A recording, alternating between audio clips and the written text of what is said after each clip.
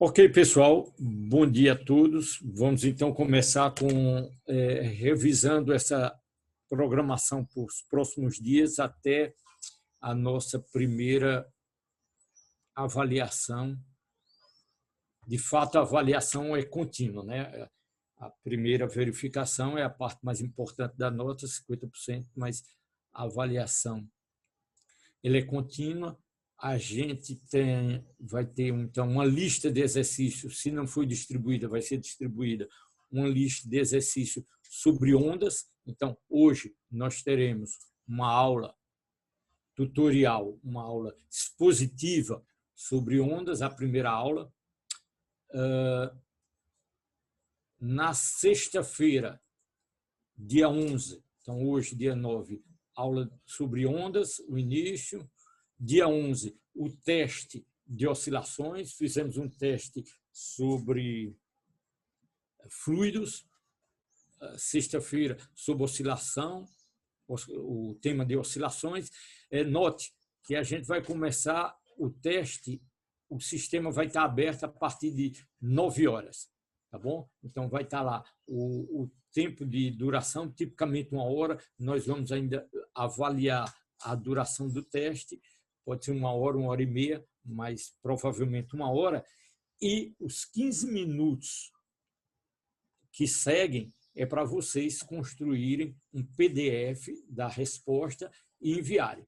Se ficar muito próximo do tempo e tiver alguma dificuldade no sistema, vocês podem, dentro desse tempo, enviar por e-mail. Depois desse tempo, acabou a tolerância. A gente teve alguma tolerância aí com quem enviou material atrasado, por conta, tinha 2 oportunidades e tal. A primeira vez tivemos uma certa flexibilização. A partir de agora, a regra está bem estabelecida, você já conhece o sistema. Repito, se tiver alguma dificuldade, dentro desses 15 minutos de tolerância, se o sistema não permitir, vocês enviam por e-mail. Então, evidentemente, não pode ser no último minuto que você vai decidir isso. Segunda-feira, dia 14, então a gente conclui essa parte de ondas e faz alguma aplicação. O que mais? Dia 16, então, na quarta-feira, a gente vai ter então uma aula de revisão, revisar os conceitos, algumas aplicações e, eventualmente, responder dúvidas que vocês tenham. Na sexta seguinte, o teste de ondas. Então, essa sexta, oscilações. Na seguinte, ondas, também começando às 9 horas. E, no dia 21, na segunda seguinte, a nossa primeira verificação, portanto, antes do recesso. Eu queria recomendar para vocês... Queria adicionar alguma coisa. Sobre o envio, ok? Via cigarra também, porque tem um nome nos arquivos, e via e-mail particularmente. Por favor, coloquem seu nome, o nome do arquivo com seu nome. Ok? Tipo, lista 1, ok? É o nome do discente, ok? O teste 1 é o nome do discente, porque facilita bastante a nossa vida. Para identificar, não tem problema. Então, lista a numeração, lista A, 1, 2, 3, 4, 5, que seja, e o nome do discente. Sem um parênteses. Ok? Outra recomendação. Pessoal, era da tecnologia aí, a gente está se adaptando. Façam PDF. Vocês enviam. Quem envia fotografias, em geral, de baixa qualidade, é muito ruim, fica muito difícil para a gente corrigir. Então, e aí você imediatamente começa a ter uma vontade. Então, sugestão, envie PDF. Existem vários softwares, vários aplicativos que permitem você criar um PDF, é uma coisa relativamente trivial, com tratamento de imagem, inteligência artificial, que faz esse texto aqui, é uma imagem que a fotografia dessa página aqui é absolutamente horrível, o contraste é ruim, mas a inteligência artificial permite. Então, o aplicativo ele extrai essa informação, ele identifica o que é informação e você fica com um bom contraste, não aquela foto toda cinza, etc. Então, por favor, envie PDF, formato PDF, mesmo porque com isso os arquivos ficam muito mais leves. Via SIGA ou a default, né, em caso que não se consiga por problema do sistema, você pode enviar por e-mail, desde que seja dentro do horário. Ok, então essa é a parte sobre a nossa programação até a primeira VA, e nós vamos então... Ops.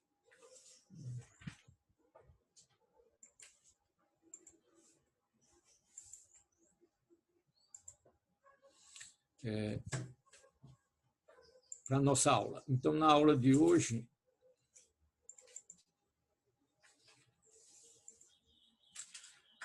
vamos iniciar esse novo tópico, né? Vimos, então, a primeira parte de fluidos, aplicar a lei de Newton a sistemas que não têm um corpo bem definido, né? Então, a gente viu isso, espero, com uma certa clareza, e definimos essencialmente a equação de Bernoulli, que permite tratar o transporte de fluidos em certas condições de confinamento, etc. E no caso em que não tem velocidade, se recai na equação que descreve a pressão em função da altura. Então, esse é o essencial que a gente vive fluidos. Oscilação, nós tratamos essencialmente de oscilações mecânicas, com exemplos do sistema massa-mola como um protótipo para o movimento de qualquer sistema preso num potencial do tipo X2, ou seja, numa linguagem mais simples, numa força que possa ser aproximada por uma força do tipo restauradora menos Kx, em primeira aproximação. Demos exemplos do sistema desse tipo, força restauradora, seja o próprio sistema massa-mola, seja um movimento pendular devido à gravidade ou devido a uma força de torção. Esses foram os 3 exemplos que a gente tratou aqui.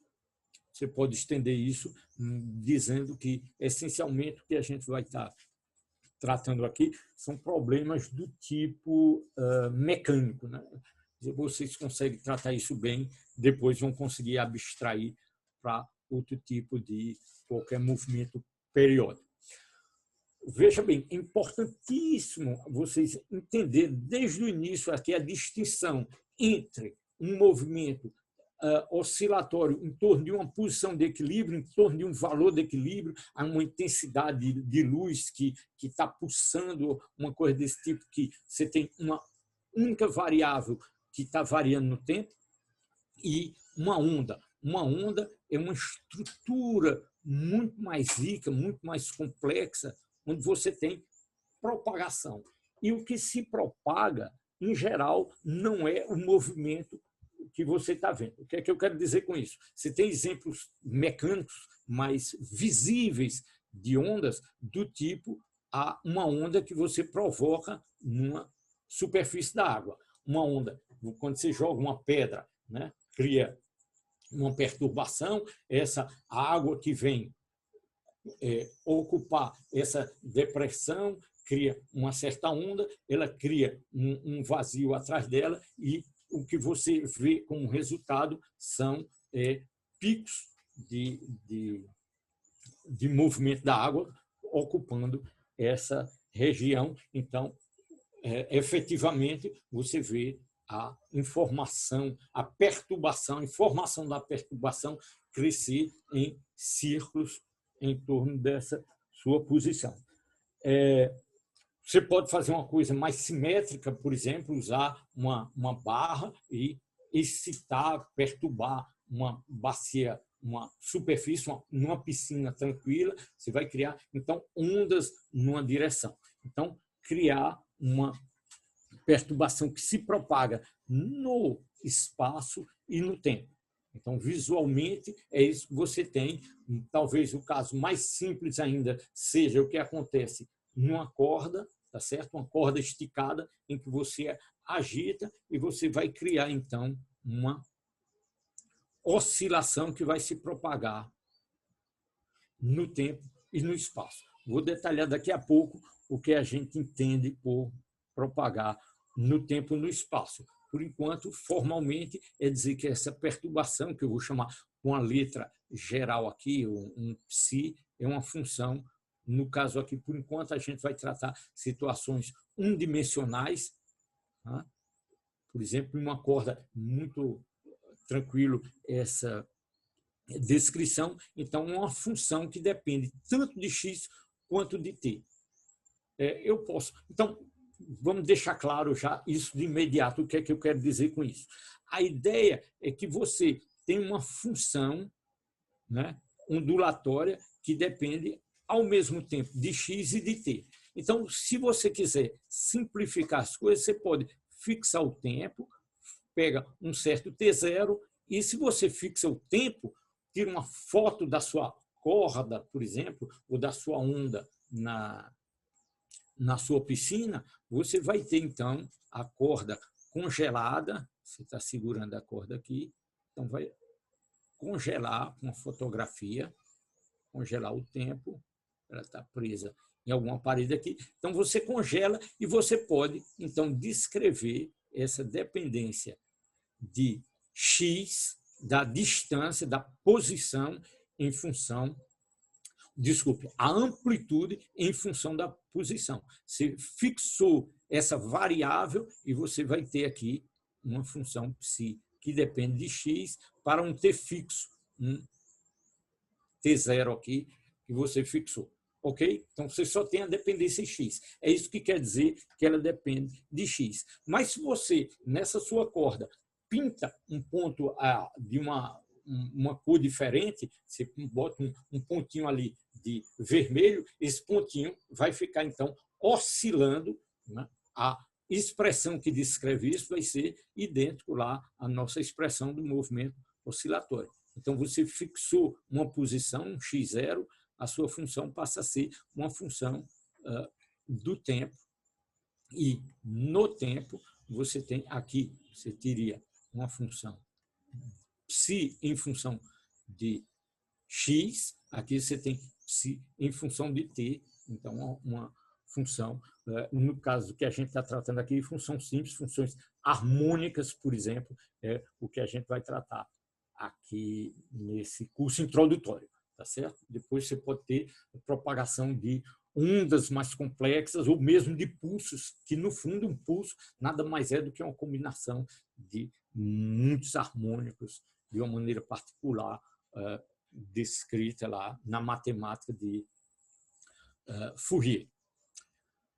Ok, então, veja só, um conceito importante de propagação de uma função, de uma informação qualquer, de uma excitação que viaja com o tempo, isso aqui é uma certa função psi, que está viajando, essa coordenada aqui é uma coordenada espacial, e se esse cara está viajando, o que é que eu tenho aqui? Eu tenho uma função, uma forma complexa, onde esse cara aqui, depois de um certo tempo, vai estar numa posição x' igual x mais VT. Ele vai andar. Então, essa função aqui, nesse ponto, é igual à função anterior. Então, ela é do tipo x, nesse ponto, nessa coordenada x, né, geral, qualquer posição x, ela é a mesma função de x menos VT. Essa função aqui, depois eu vou falar, quando eu particularizar isso aqui para uma função harmônica, um seno, um cosseno, que é mais simples de tratar, isso aqui a gente vai ver que é uma fase constante está se propagando. Mas qualquer função que tenha uma dependência explícita desse tipo ela dependa da variável do tipo x menos vt, isso quer dizer que essa função na posição x ela é idêntica à função num tempo anterior menos vt. Tá certo? Um x' x menos vt. Então, isso significa que cada um desses pontos estão reproduzidos lá na frente depois dessa propagação. Então, se você tiver uma função do tipo x menos vt, significa que essa excitação, que essa forma esse funcional está se propagando, ok? O mesmo raciocínio vale, você pode dizer a mesma coisa se você inverte o sinal aqui. Então, essa é uma onda, é a assinatura de uma onda, pelo argumento que eu acabei de escrever agora, de uma onda progressiva. Então, uma onda progressiva que está se propagando em x crescentes é do tipo x menos vt, x mais vt é de uma onda que está se propagando na direção do x negativo. Se eu me lembrar, eu vou colocar alguns exercícios, não sei se eu coloquei um exercício nesse sentido. Então, x menos vt, uma excitação progressiva, vamos chamar assim, x menos vt regressivo. Então, particularmente para funções do tipo harmônicos, sem maiores explicações, depois a gente vai voltar a essa função como uma solução da função de onda, que a gente vai obter aqui. Então, vou hoje deduzir para vocês uma função de onda e eu vou mostrar para vocês que funções desse tipo é solução de uma equação de onda. Mas antes, nessa parte mais intuitiva, nessa descrição de tipos de ondas que eu posso ter, eu tenho soluções típicas dessa forma aqui. A cosseno de kx menos ômega-t mais φ. Veja só, no fundo, você já tem intimidade com esse tipo de função aqui quando você descreveu o movimento oscilatório. Novamente, se eu fixo esse cara aqui, se isso aqui é um x', se esse número aqui é fixo, eu posso definir uma função, uma diferença de fase φ', que vai ser φ mais kx', tudo isso aqui é um número fixo, é só uma diferença de fase e você só tem uma dependência explícita temporal. Tá ok? Então, na verdade, o que eu estou introduzindo aqui é, além dessa dependência temporal, eu tenho aqui minha dependência espacial. E que se eu fixo agora o tempo, para um tempo fixo, particularmente se eu pego t igual a zero e φ igual a zero, então minha função é do tipo A cosseno de kx. Está desenhada aqui, então, uma função do tipo A cosseno de kx. A é a amplitude máxima, né? Essa função está oscilando entre menos A e mais A, e esse é o gráfico da minha função para um tempo zero, φ zero. Então, essa função é descrita dessa forma simples aqui, A cosseno de kx. O argumento de uma função trigonométrica é um número. Aqui é um ângulo, tá certo? Eu posso descrever isso aqui como sendo um ângulo, associar isso a um ângulo. Então, esse kx é minha fase, que vai estar dependendo de x. Eu posso desenhar... desenhar aqui, eu ia fazer agora, mas já está pronto. Então, eu posso desenhar essa função aqui, cosseno de θ, ele tem esse jeitão. Então, vocês têm intimidade com as funções trigonométricas. Então, minha função psi de θ, né? θ, evidentemente, é uma função de x. Né? Que função é essa? Kx, função linear trivial de θ em função de x. Ora, por que eu estou fazendo isso? Porque eu sei que vocês conhecem bem as funções trigonométricas. Então, você sabe descrever cosseno de θ e sabe que cosseno de zero é 1, o ângulo zero, o cosseno é 1, vezes A, esse valor aqui é A positivo. Então, ela oscila entre A e menos A aqui, quando ele andou π, tá certo? 2π voltou à posição máxima. Então, eu sei que o período para o tempo, a fase de uma oscilação completa é 2π. Quando eu fizer 2π, eu fiz um ciclo completo. Tá certo? Ora, aqui eu também tenho um ciclo completo. E eu associo a esse θ a esse kx. Então, quando eu faço um ciclo completo aqui, qual é o valor, qual é a posição de x que eu faço um ciclo completo? Eu vou chamar isso aqui, arbitrariamente, aqui, de lambda. Esse x eu chamo de lambda. Ok? É a distância que eu percorro para fazer um ciclo completo. Evidentemente, qualquer outra distância de um ponto aqui. Fui longe demais, sorry. Daqui até aqui. Isso aqui também é lambda, aqui também é lambda, e cada vez que eu repito meu ciclo, eu caminhei no espaço lambda correspondendo a um delta-θ de 2π, tá certo? Então, x igual a lambda quando eu fizer um ciclo completo. Então, kx igual a lambda corresponde a um ângulo de 2π. Razoável isso? Θ é 2π, é um ciclo completo. K, lambda, é um ciclo completo. Então, K, que nós vamos chamar de número de onda, na literatura, esse que é chamado número de onda, é igual a 2π sobre lambda. Número de onda, por quê? Porque dá o número de oscilações que eu tenho. Então, se eu pego 2π dividido por lambda, me dá um número, eu posso ter feito 5 oscilações, N oscilações, 3,2 oscilações. Então, esse K é o número de onda que está associado, então, ao comprimento de onda dessa maneira. Razoável isso? Então, a novidade aqui, a gente já tem discutido isso aqui para o tempo, estou fixando o tempo e a fase, para simplificar, eu fiz igual a zero e estou analisando a dependência espacial, no caso aqui, unidimensional, da minha função harmônica. Tranquilo? Então, essa é a foto e eu vejo como a onda varia no espaço, aqui em uma dimensão apenas. Repetindo o que a gente já viu para um movimento oscilatório, se eu fixo um ponto, eu tenho efetivamente um movimento oscilatório. Mas lembre-se, uma onda é qualitativamente diferente de um movimento oscilatório.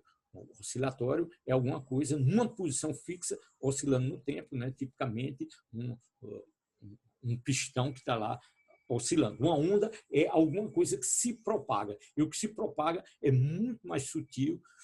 Nem sempre o que se propaga, em geral, é uma informação, é a energia, a posição da partícula que está oscilando.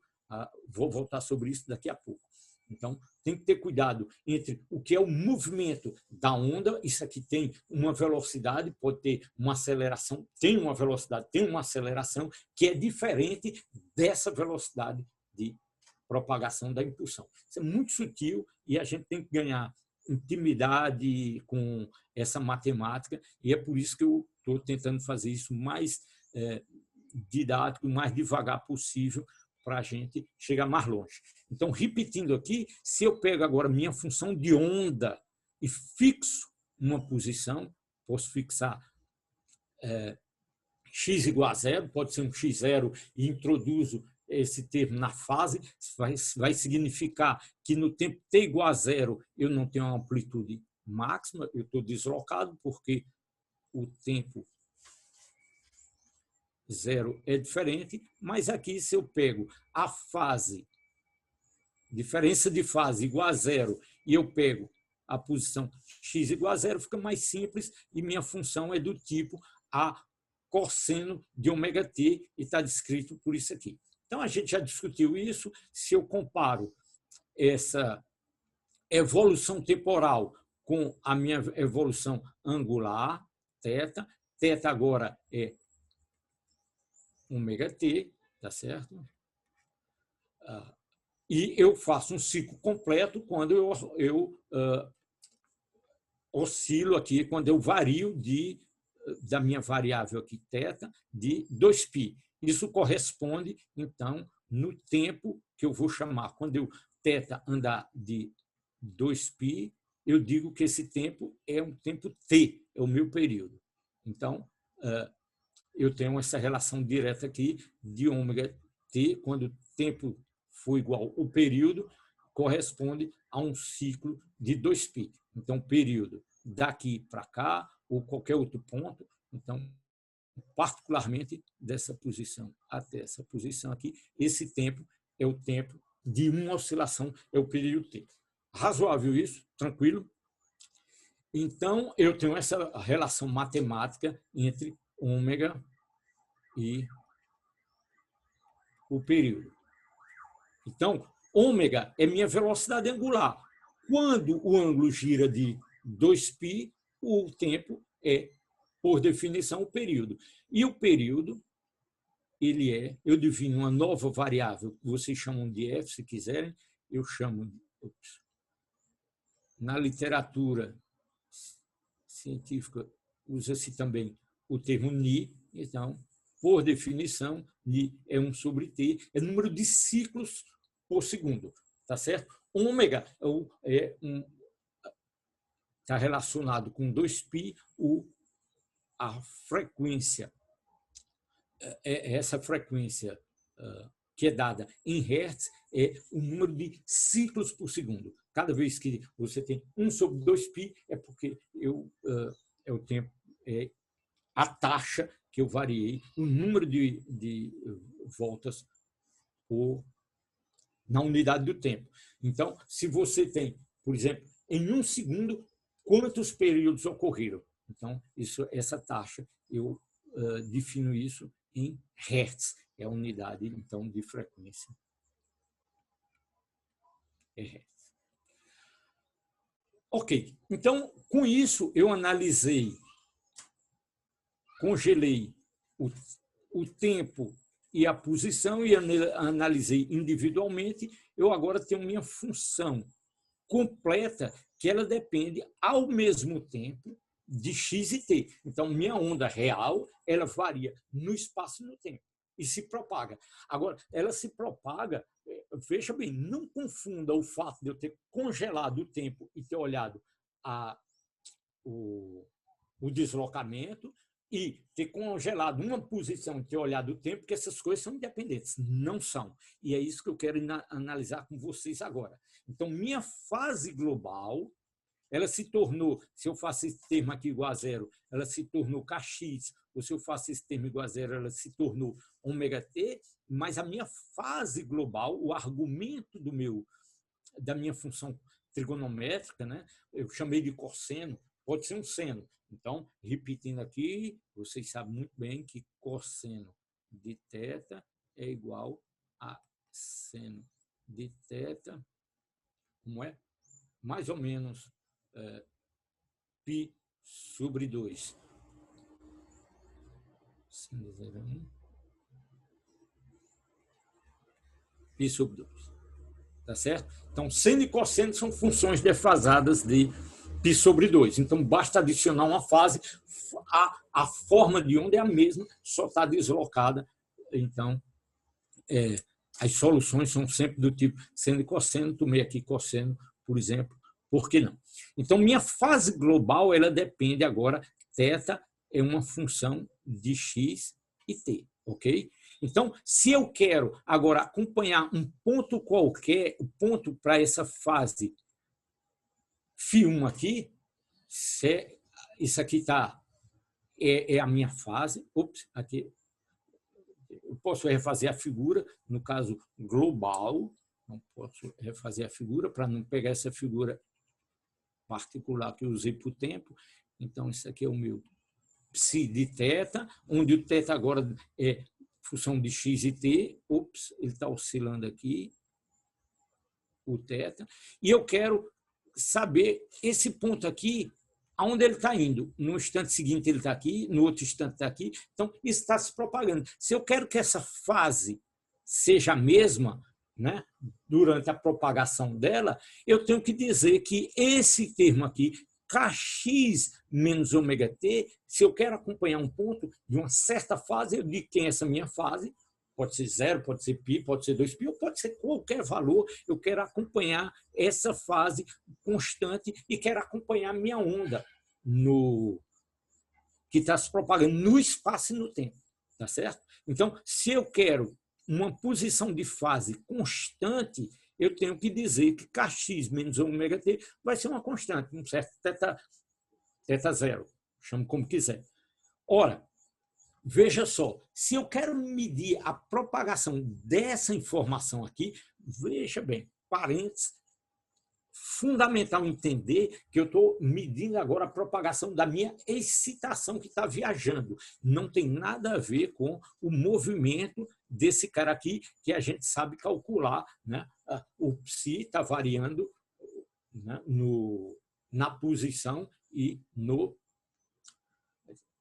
acaba variando no tempo, então me dá uma certa velocidade e uma certa posição particular. Da amplitude está variando no tempo. O que eu estou querendo calcular aqui, estamos calculando aqui, é a velocidade da propagação da minha excitação. Então, estou argumentando para vocês que eu tenho que calcular a condição que me permite manter essa fase constante. Ora, se eu quero saber a velocidade de propagação disso aí, basta calcular a derivada disso aqui.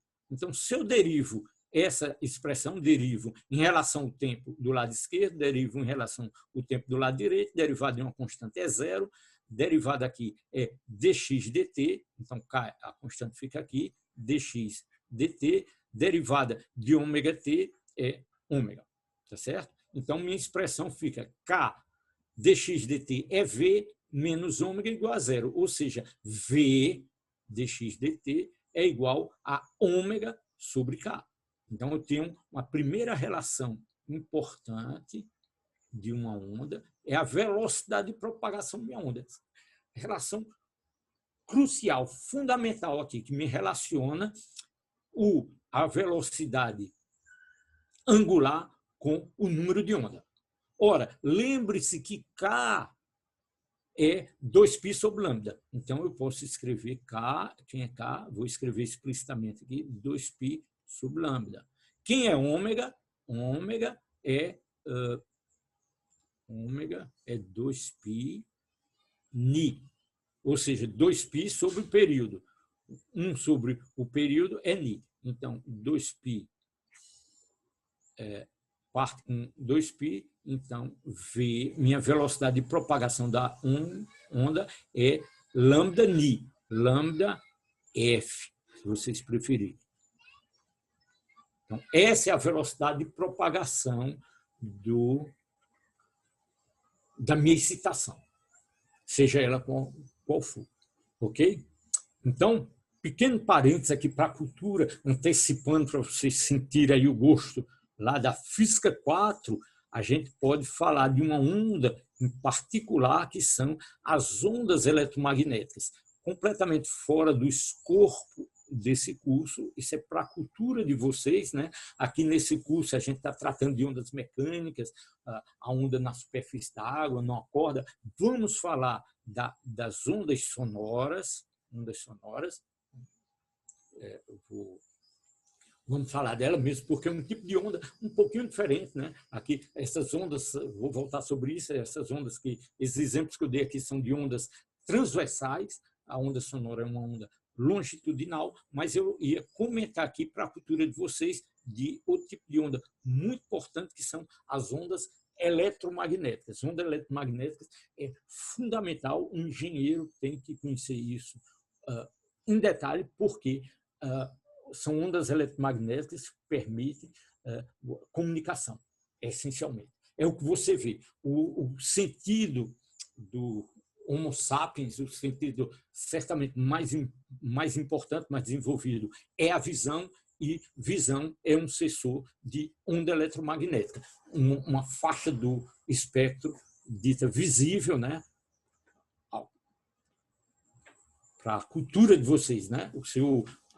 A evolução desenvolveu esse sensor porque a gente está próximo do Sol, que emite a faixa de emissão principal é no visível, né? A temperatura do Sol aí próximo de 6.000 kelvins, na superfície, emite essa radiação. Se calcula que essa linha central em torno do amarelo, o espectro visível, e a adaptação, a evolução fez que nós desenvolvêssemos um detector para ver no visível. Então, fundamental na vida da gente, mas como engenheiros, você, além de usar luz, né, para fazer várias aplicações, com laser, com transmissão de imagem, etc. Imagem é fundamental, é isso que a gente está fazendo aqui no nosso curso, uma interação extremamente visual. Você precisa também, para tudo isso que a gente está fazendo aqui, envolve ondas eletromagnéticas. Você está enviando, meu computador está ligado aqui, com ondas de rádio, com o router, né, o roteador e etc, etc. Então, fundamental. Por que eu estou insistindo nisso? Para dizer que a matemática dessas ondas eletromagnéticas, vocês vão ver lá em Física 4, essa mesma matemática aqui. Só que, ao invés de deduzir a equação de onda que a gente vai deduzir aqui para uma corda, usando lei de Newton, lá vocês vão usar as equações do eletromagnetismo de Maxwell. Maravilhoso, né? Vocês vão ter as 4 equações de Maxwell que relacionam campos elétricos e magnéticos, vão fazer uma manipulação rápida de 3 ou 4 linhas, 5 linhas, dependendo do detalhe que você coloca, e você obtém uma equação de onda que tem o mesmo formato da equação de onda que a gente vai discutir aqui. Uma diferença fundamental, e aí eu fecho o meu parênteses, vou parar de falar de ondas eletromagnéticas, para dizer que lá a velocidade é uma velocidade limite c, e você fala de ondas eletromagnéticas, você entra num reino, num terreno especial, porque c é a velocidade limite de propagação de qualquer informação no nosso universo físico. E aí é o domínio da relatividade que dá essa limitação. Muito bem, as nossas ondas mecânicas aqui, nos limites de baixas velocidades, comparado à velocidade da luz, não tem nenhuma limitação, e essa relação aqui é geral. Ok? Então, voltando aqui para as nossas ondas mecânicas, a gente tem, então, você pode amarra uma corda em algum lugar, faz uma excitação, essencialmente provocando um movimento para cima e para baixo, né? E você vai ver essa excitação se propagar. Na medida do possível, você vai fazer o seguinte, você vai esticar sua corda de maneira que ela vai ficar tensa, então você precisa de uma tensão aqui. Eu comecei a escrever tensão em algum lugar, depois botei uma força F para não confundir tensão com o período. Então, você vai ter uma tensão aqui. Então, não tem movimento nessa direção, que a corda está presa, mas você vai ter, então, uma componente dessa tensão que vai estar na direção perpendicular e vai fazer um movimento nessa direção para cada ponto dessa corda. Então, cada ponto que você pinta de uma cor aqui, eu pinto de uma cor esse ponto aqui, observa aqui, ele está fazendo um movimento oscilatório, verdade. Mas a corda como um todo, que está, ela está ligada, cada ponto não é independente, então a posição de um está ligado à posição de todo o resto, por uma relação bem definida, então você vai ter um movimento ondulatório, uma onda se propagando aqui. Então, para discutir isso aqui, você pega um trecho dessa corda aqui, vamos desenhar bonitinho esse trecho aqui, e eu vou aplicar lei de Newton. Então, esse curso de Física 2 não tem nenhuma física nova. Tudo que a gente está fazendo aqui é aplicar lei de Newton, F igual a ma, para sistemas particulares, fluidos, gases e líquidos, ou para um sistema extenso como uma corda. Ok? Então, Como é que a gente vai descrever isso? Como é que a gente vai aplicar lei de Newton aqui? Ora, eu sei aplicar a lei de Newton a um corpo, então eu vou me aproximar o máximo possível dessa situação que eu me sinto confortável. Nós sabemos aplicar isso para uma certa partícula. Então, se eu delimito aqui uma certa região de X, né, posso pegar isso tão pequeno quanto queira, desenho aqui um certo trechozinho finito para a gente visualizar bem, e vou aplicar a lei de Newton. Lei de Newton me diz o seguinte, eu quero calcular, a lei de Newton diz que a resultante das forças é igual a MA, tá certo? Então, quais são as forças atuando aqui? A origem da força é essa força aplicada a F, que está em equilíbrio nessa direção aqui, tá certo? Não tem movimento, mas em cada ponto ela é diferente. Então, se eu pego em relação à horizontal aqui, não bagunçar muito meu desenho, em relação a essa horizontal aqui, eu tenho a força F aqui num certo ângulo e, evidentemente, essa curvatura aqui me dá ângulos diferentes antes e depois, tá certo? Se esse ΔX for muito pequeno, essa diferença é muito pequena, mas essencialmente é diferente. Se fosse a mesma, não teria deslocamento, tá ok? Então, a força F ele é aplicada em relação à horizontal. Não vou usar desenho aqui para não sujar. Esse ângulo aqui eu chamei ele de θ, esse ângulo aqui eu chamei ele, em relação à horizontal, de θ mais Δθ. Tranquilo? Então, aplicando a lei de Newton, quem é a componente na direção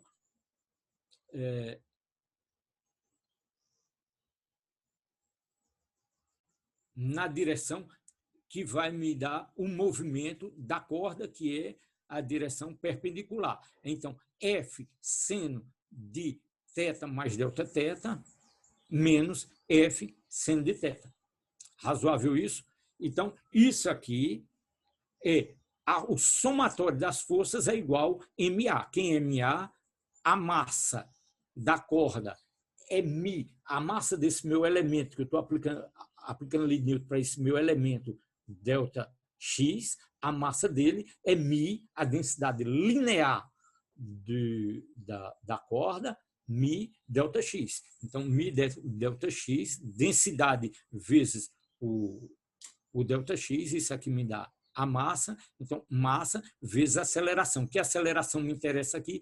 Essa aceleração nessa direção D2, psi de T2, a direção do movimento vertical. Repetindo, a componente horizontal não tem movimento, a posição da corda, ela faz isso, ela não estica a corda. Eu estou tratando um caso aqui que você nem estica a corda, nem comprime. É uma corda estendida que está vibrando verticalmente. Ok?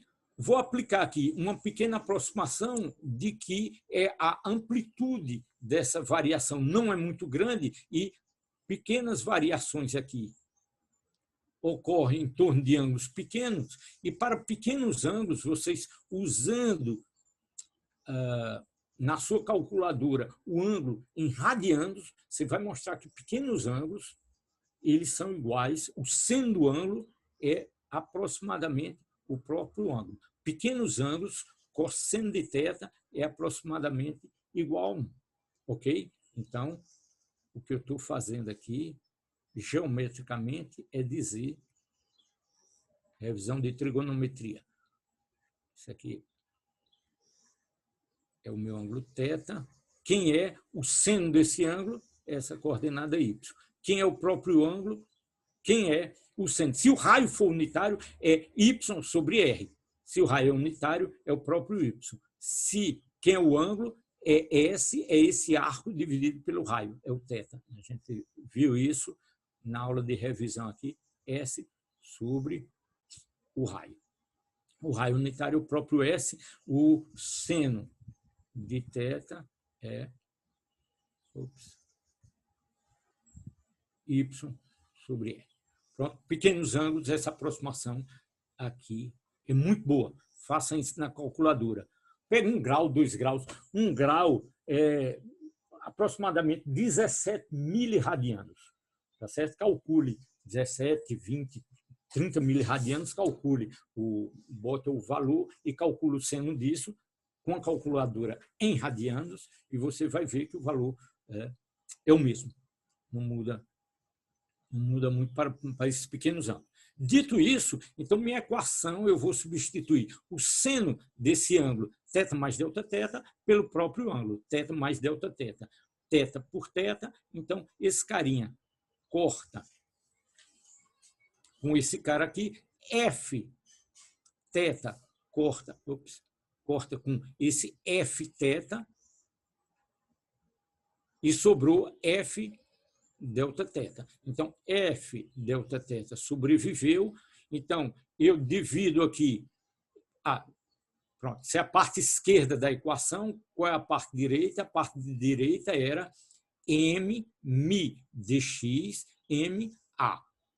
Tá certo? Escrito dessa forma, mi dx d2 psi dt2. E, então, na aproximação de pequenos ângulos, eu fiquei com F Δθ e do lado direito, mi dx d2 psi dt2. Eu divido, para me livrar desse cara aqui, eu divido aqui. O que é que eu faço aqui? Espera aí. O que é que eu estou fazendo aqui?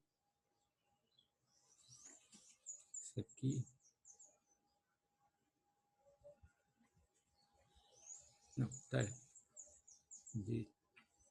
Não é dx. Multiplico e divido aqui por dt e... o que é que eu estou fazendo aqui?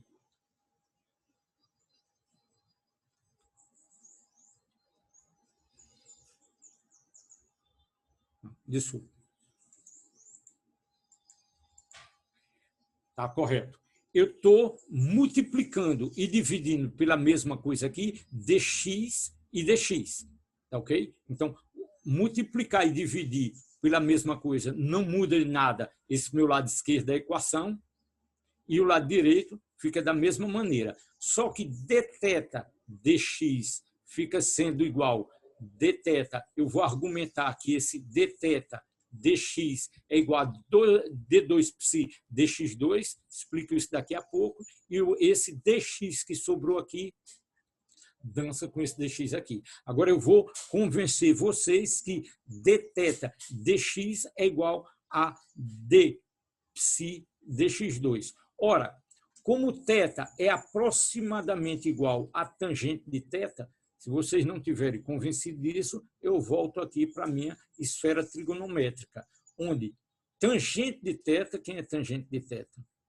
Tangente de θ é y sobre x. Para pequenos ângulos, o x é aproximadamente igual ao raio. Então, y sobre o raio é seno de θ. No pequenos ângulos, isso aqui é S sobre R, que é o próprio θ. Então, para pequenos ângulos, tangente de θ é aproximadamente igual a seno de θ, que é aproximadamente igual a o próprio valor de θ. Cheque isso na calculadora se vocês tiverem curiosidade. Então, o meu tangente de θ, quem é a minha tangente de θ? É o próprio ângulo. E quem é o θ é, vamos lá para a corda, é o meu d psi dx. D psi dx me dá, então, o ângulo θ dessa inclinação aqui. Ora, se isso aqui é d psi dx, eu agora derivo aqui, o que eu tinha era dθ dx. Então, se eu faço agora, vou escrever mais uma linha aqui para não ficar carregada a figura. Ou aqui mesmo. Não, mais uma. Então, se eu derivo agora dθ dx, isso aqui é d dx de θ, que era d psi dx, derivada segunda. Isso aqui é igual a d2 psi dx2. Foi o que eu escrevi aqui. Então, com isso, eu obtenho para minha corda, aplicando lei de Newton, aqui, aplicando lei de Newton, a minha corda, eu não vou cobrar. Isso aqui é só para... Eu podia ter dito que a corda obedece a uma equação de onda e ter colocado essa equação de onda. A dedução não é longa, é simples, muito confusa lá no livro do Halley, talvez vocês prefiram a dedução que tem lá, mas ele chega, cada livro desse aí de física básica vai lhe chegar a essa mesma equação, onde você tem a derivada segunda da minha função d2 psi dx2 igual a d2 psi dt2, a menos de uma constante. Quem é essa constante? Mi sobre f. Né? Tem um termo aqui, mi dividido por f. E eu chamei essa expressão de mi sobre f de 1 sobre v2, que eu estou definindo, então, v como sendo igual, né? Como aparece aqui no denominador, o meu v é raiz de f sobre mi, ou seja, é a velocidade de propagação da minha excitação na corda, ela depende da tensão da corda dividido pela densidade linear. Ok? Então, corda de violão é uma situação de você está preso nas duas pontas, você faz uma excitação em qualquer lugar, é uma onda estacionária, a gente não falou disso ainda agora, mas você veja que o violão, você controla a vibração dele, né? Vamos mostrar, essa velocidade está associada aqui à frequência de vibração da corda, né? Já mostramos lá em cima. Então, o que é que você ajusta no violão? Você ajusta a densidade da corda. Então, o seu violão tem 6 cordas com densidades diferentes para dar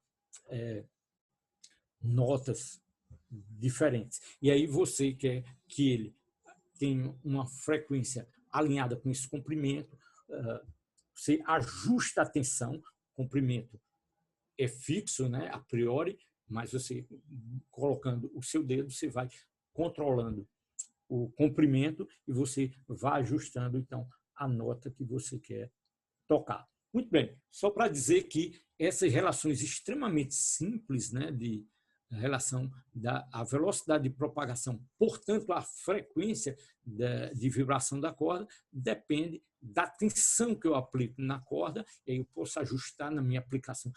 Instrumento musical, essencialmente, é uma história de ajustar a tensão, porque a densidade é fixa, né? Dada a cada corda, você não sai, você muda as cordas, mas para cada uma a densidade é fixa e para ele você tem um parâmetro ajustável, que é a tensão. E aí você ajusta essa frequência. Próxima aula, eu vou falar, então, de você poder ajustar a frequência, falar de batimento, e é assim que você pode ajustar muito finamente a frequência do seu instrumento musical, comparando com uma outra frequência, é a história da sua frequência, do seu... Como é o nome do... que marca a frequência do instrumento musical? Martina? Metrômetro. Ok. Metrônomo. Obrigado, isso mesmo. Esse é um músico, ou um tocador de piano, violão, sei lá.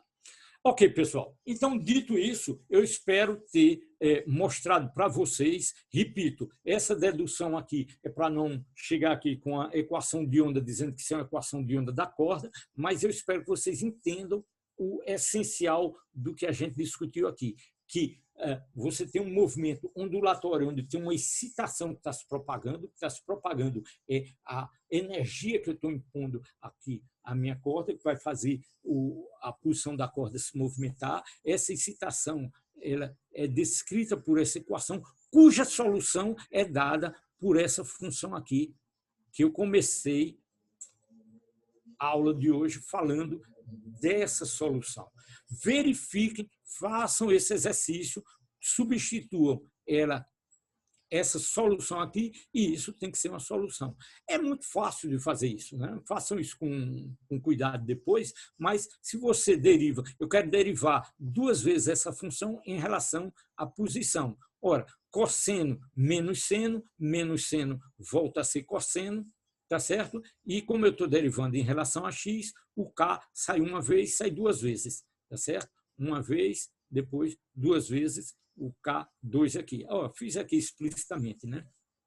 E aqui dentro está o Kx menos ômega t, que eu tive preguiça de escrever explicitamente.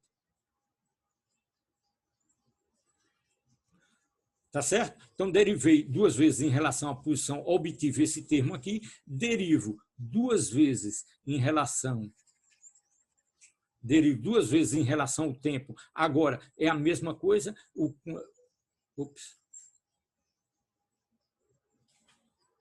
O cosseno vira seno, o seno vira cosseno, o ômega sai 2 vezes. Então, está aqui já a resposta da derivada segunda de psi em relação ao tempo, a derivada segunda de psi em relação à posição, e eu obtenho essencialmente a mesma coisa, a menos dessa constante aqui. Então, se eu substituo nessa equação de onda aqui,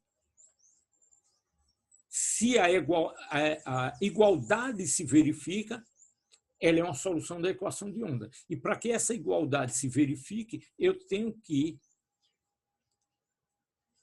uma relação entre ômega2 e K2 com 1 sobre V2. E essa relação é a nossa velha conhecida. Eu podia partir, não sou físico, vou dar uma aula só de matemática. Matemática da onda, eu tenho uma função, uma equação de onda desse tipo. Eu tenho uma equação de onda desse tipo, alguém me deu essa equação de onda, eu suponho que a solução é desse tipo aqui, calculo aqui e obtenho essa relação. Então, tem uma relação intrínseca entre a velocidade de propagação, velocidade angular e número de onda. Ok? Então, isso aqui a gente já argumentou, considerando que a fase de propagação é constante. Então, são argumentos diferentes para chegar na mesma conclusão. Ok? Legal. Isso aqui é interessante, que é o seguinte, vejam só. Eu acabei de escrever minha função de onda nesse formato aqui, A cosseno de Kx menos ômega t. Mas lá no início eu disse que uma onda, qualquer função que se propaga na direção do eixo positivo do x, ele tem que ter esse formato do tipo uma coisa de depender, uma função do tipo x menos VT. Ora, eu recupero essa expressão aqui se eu botar o K em evidência aqui, né? Isso aqui é o cosseno de Kx, então o primeiro termo não fiz nada, mas eu tenho aqui o ômega. Mas quem é o ômega? O ômega é KV, não é isso? Passei o K para o outro lado, é KV. Então, eu tenho KV, boto o K em evidência, eu tiro, então, que eu tenho cosseno de Kx menos VT. Ou seja, essa função aqui é uma função de x e t, mas com uma forma particular do tipo x menos VT. Então, isso é uma onda progressiva, viajando na direção do x positivo. Já argumentei sobre isso. Nessa posição x aqui, ela tem a mesma forma que ela tem na posição x'